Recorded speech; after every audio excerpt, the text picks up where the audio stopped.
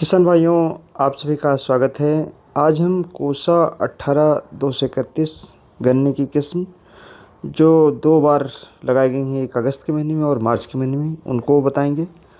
और साथ ही में इसको कंपेयर करेंगे कोलक 16-202 से। और इसी तरीके से यह भी बताएंगे कि CO0238 की इन वैरायटी की कंपैरिजन में वर्तमान में क्या स्थिति है। ये जो प्लाट आप देख रहे हैं, इसको 8 अगस्त को लगाया गया था। लाइन से लाइन की दूरी 5 फीट और बड से बड की दूरी 2 फीट रखी गई थी। जब अगस्त के महीने में आप ट्रेंच मेथड में इस तरीके से गन्ना लगाते हैं, बारिश होने की संभावना रहती है, तो वर्टिकल बड के मेथड से इसको लगाया गया था, जिसमें गन्ने के सिंगल बड के टुकड़े काट करके और रिज के साइड में लगाया गया, ताकि बारिश हो तो इस बारिश से गन्ने के जमाव पर कोई प्रतिकूल असर ना पड़े। चूँकि अगस्त में लगाया गया, इसमें मदर सूट एक के बजाय 2 मदर सूट, 3 मदर सूट के तरीके से जो प्राइमरी टिलर्स थे वो निकले। उनको तोड़ करके डी शूटिंग करके और उनसे बीज बना करके बुआई की गई।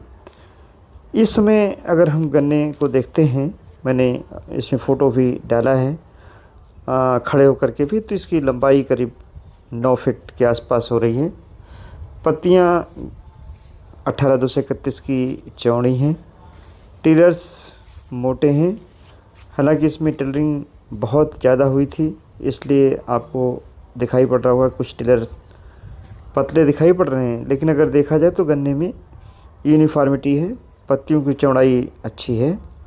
पूरे गन्ने को आप देखें तो इसमें पोका बोइंग बिल्कुल नहीं दिखाई पड़ रहा है। टॉप बोरर का इंसिडेंस या रूट स्टॉक बोरर का इंसिडेंस या मिलीबग का इंसिडेंस भी नहीं है। लेकिन इसी के बगल में प्लाट लगा है 238 का, उसमें ये सारी बीमारियां और ये कीड़े लगे हुए हैं। तो इस तरीके से कह सकते हैं कि ये वैरायटी जो कीड़े 238 में लग रहे हैं, बीमारी लग रही है, उसके प्रतिरोधी वैरायटी है। इस वैरायटी की टिलरिंग अच्छी है, गन्ने की मोटाई अच्छी है, सारे टिलर्स की यूनिफॉर्मिटी है, यानी एक जैसे हैं। लंबाई बेहतर है। यहाँ पर आप ध्यान से देख सकते हैं, कोई छोटा टिलर इस तरीके का नहीं जिसकी मॉडलिटी होकर के गन्ना आगे न बन पाए, ऐसे टिलर्स इसमें बचे नहीं है। तो एक बहुत बेहतर वैरायटी है। और ये जो यहाँ पर हमने दिखाया है कोसा 18-231, वही वैरायटी है। इसको मार्च के महीने में 5 फीट की दूरी पर लगाया गया है। अभी देख रहे हैं, चूँकि नीचे का खेत है हमारे किसान ओंकार त्यागी जी का, तो इसमें पानी भरा है, जल भराव की स्थिति है। इसके बावजूद भी गन्ना नीचे से लेकर के और ऊपर तक हरा है। और इसको ट्रेंच मेथड से लगाया गया था, जो हमने पिछला प्लाट दिखाया उसी की मदर सूट तोड़ करके इस प्लाट की प्लांटिंग की गई है। गन्ने में पूरी यूनिफॉर्मिटी है। कोई wilt, red rot, top borer, early shoot borer, mealybug का कोई प्रकोप इस गन्ने में भी दिखाई नहीं पड़ रहा है। अब अगर हम इसको कंपेयर करते हैं 238 और 118 से, तो 238 तो काफ़ी अच्छी वैरायटी थी, लेकिन फिर भी चूँकि इस वैरायटी में कोई रोग नहीं लग रहा है, कीड़ा नहीं लग रहा है, जो अभी एग्जिस्टिंग वैरायटी हैं जो इस समय प्रचलित हैं, उन गन्ना किस्मों में ये एक अच्छी किस्म है। लेकिन इस किस्म को ध्यान रखना पड़ेगा कि बहुत नज़दीक नहीं लगाना है। यहाँ पर हमने आपको दिखाने के लिए कोलक 16-202 की रैटून दिखाई है। इस वैरायटी को अगर देखें तो 18-231 की तुलना में इसके गन्ने थोड़े पतले हैं। रैटून की टिलरिंग बहुत अच्छी है। गन्ना हार्ड है, लॉजिंग इतनी जल्दी नहीं होती है।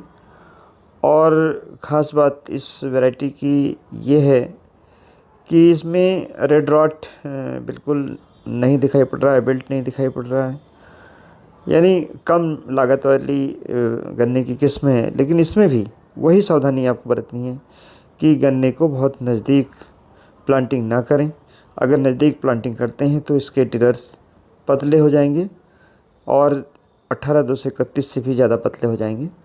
और इसी तरीके से अगर 17-231 गन्ने की किस्म देखें तो उसमें भी ये सावधानी किसान भाइयों आपको रखनी है। यहाँ पर हमने दिखाया है आपको 16-202 अगर देखें थोड़ा इसकी पत्तियां हल्की पीले रंग की रहती हैं, उतनी हरी नहीं रहती जितनी 18-231 की रहती हैं। लेकिन पौधे का चाहे हम ईल्ड देखें और चाहे इसकी पेंडी की देखें तो ये एक अच्छी वैरायटी है, इसमें रोग कम है। ये हमने यहाँ पर 238 दिखाने की कोशिश की है, जिसमें इस समय भी टॉप बोरर लगा हुआ है और साथ ही में पोका बोइंग लगी हुई है। लेकिन इसके बावजूद भी काफ़ी अच्छा प्लाट है, अच्छा वज़न दे सकता है। तो किसान भाइयों से मेरा अनुरोध है कि वैरायटी में बदलाव करें और ये जो हमने 2 वैरायटी अभी बताई 18-231, 16-202 इनको लगाएं। ये मैंने दिखाया आपको 18-231 के अलावा 238 काफ़ी जगह पर अगर आप देखेंगे पोका बोइंग लगा है, बिल्ट आ रहा है, रेड रॉट लगा हुआ है। तो वैरायटी आपको रिप्लेस करनी पड़ेगी। आप इसको धीमे धीमे रिप्लेस कर सकते हैं, लेकिन ये ध्यान रखना पड़ेगा कि आपकी गन्ने की उपज किसी भी दशा में कम ना होने पाए। धन्यवाद। जय हिंद, जय भारत।